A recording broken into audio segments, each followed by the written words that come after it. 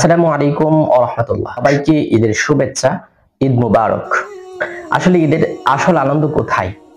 আমরা আজকের ভিডিওতে জানবো আসলে ঈদের সঠিক আনন্দ বা মূল আনন্দ আমরা কোথায় পেতে পারি, কিভাবে পেতে পারি। আমরা কিছু ভুল ধারণা আমাদের মধ্যে আছে, সেই বিষয়টি এই ভিডিওটির মধ্যে আমি এক্সপ্লেইন করার চেষ্টা করছি। আমরা মনে করি নতুন জামার মধ্যে ঈদের আনন্দ লুকিয়ে আছে, আসলে এই কথাটা সত্যি না। আপনারা দেখবেন ইদানিং ফেসবুকে অনেকে পোস্ট করে যে জামা কেনার আগ্রহ নেই। যখন এই জিনিসটা কারো মনে আসবে তখন বুঝবেন যে সে বড় হয়ে গেছে, তার দায়িত্ব কাঁধে চলে আসছে। আসলে এই কথাটা বাস্তব। সেটার মূল কারণ হচ্ছে কারণ ওই লোকটা ঈদের আসল আনন্দটা খুঁজে পেয়েছে। ফ্যামিলির মধ্যে একটু হাসি ফোটানো, সেখানে আসলেই আনন্দ লুকিয়ে আছে। কিন্তু আমরা অনেকেই সেই জিনিসটা বুঝতে পারি না। আমরা অনেকেই মনে করি যে নতুন জামা কিনলাম, সেখানেই মনে হয় সবচেয়ে বড় আনন্দ লুকিয়ে আছে। আমরা মনে করলাম যে ফোন দিয়ে একটু সেলফি তুললাম, সেখানেই প্রকৃত আনন্দ লুকিয়ে আছে, কিন্তু কখনোই না। প্রকৃত আনন্দ আমরা কোথায় তাহলে খুঁজে পেতে পারি? প্রথমত কথা হচ্ছে এই ঈদকে কেন্দ্র করে আমাদের পরিবারে সময় দিতে হবে।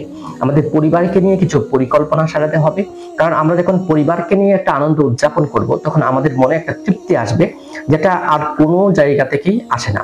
আপনারা যদি খেয়াল করেন, আমরা সারা বছর আমাদের ফ্যামিলির সাথে হয়তো প্রয়োজন যতটুকু সময় কাটানো ততটুকু সময় কাটাই, কিন্তু আসলে ঘরে কোনো প্রয়োজন নাই। এমন সময় শুধু শুধু ফ্যামিলিকে সময় দেওয়া অথবা ফ্যামিলির সাথে আনন্দ উদযাপন করা, সেটা কিন্তু আমরা করি না। সুতরাং এই ঈদে যেরকম ভাবে বাহিরের বন্ধুদের সাথে আমরা ঈদ উদযাপন করে আনন্দ করি, ঠিক একই ভাবে আমাদের পরিবারের সাথে আনন্দ উদযাপন করার একটি সময় আমাদের খুঁজে বের করতে হবে।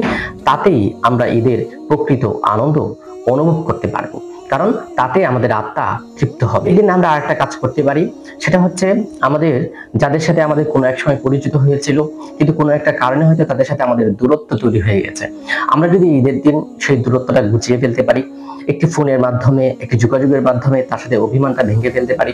আসলে দুনিয়াতে তো আমরা কখনোই যে খুব বেশি দিন বাঁচবো বিষয়টা তেমন না, অবশ্যই আমাদেরকে মৃত্যুবরণ করতে হবে।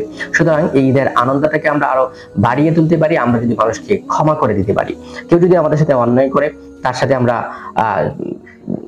ক্ষমার মাধ্যমে একটা সম্পর্কের যে ফাটল তৈরি হয়েছিল সেটাকে অ্যাডজাস্ট করে নিতে পারি। সুতরাং ঈদের দিনের অন্যতম আরেকটা আনন্দ হতে পারে আমরা মানুষকে ক্ষমা করতে শিখবো। এবং ঈদের দিন আনন্দের অন্যতম আরেকটা কারণ হতে পারে, যাদের আসলে আনন্দ উদযাপন করার কেউ নেই, আনন্দ উদযাপন করার যে মানে বাহ্যিক উপলক্ষ যেমন নতুন জামা, কিছুটা ভালো খাবার, সেটা যাদের নেই তাদেরকে আমরা সেটার ব্যবস্থা করে দিতে পারি। সেখানেও আমাদের প্রকৃত আনন্দ লুকায়িত রয়েছে। সুতরাং এই ঈদে আমি মনে করি অবশ্যই আমরা বন্ধু পরিচিত পরিজনদের সাথে যেমন আনন্দ করব, ঠিক একইভাবে আমাদের ফ্যামিলির সাথে আনন্দ করব। আমরা যাদেরকে ভুলে গিয়েছিলাম তাদেরকে নতুন করে স্মরণ করব। যাদের সাথে আমাদের কোনো মনোমালিন্য ছিল, সেই মনোমালিন্যতা গুছিয়ে নিয়ে আসব। কেউ যদি আমাদের সাথে অন্যায় করে থাকে, সেই অন্যায়কে আমরা ক্ষমা করে দিব। সুতরাং চলুন এবারে ঈদে প্রকৃত অর্থে যে আনন্দ, সেই আনন্দ খোঁজার চেষ্টা করি, যেখানে আপনি আত্মা হয় তৃপ্ত, হৃদয় হাসে প্রকৃত আনন্দে। সুতরাং ঈদ সবার জীবনে বয়ে আনুক আসল, সুন্দর এবং পরিপাটি একটি জীবন। সুতরাং এই ঈদ সবার জীবনে আনন্দ বয়ে আনুক, খুশি বয়ে আনুক, প্রকৃত সুখ সবার জীবনে নিয়ে আসুক এই পবিত্র ঈদ। সবাইকে ঈদের আবারও শুভেচ্ছা জানাচ্ছি। ঈদ মুবারক। আসসালামু আলাইকুম ওয়া রাহমাতুল্লাহ।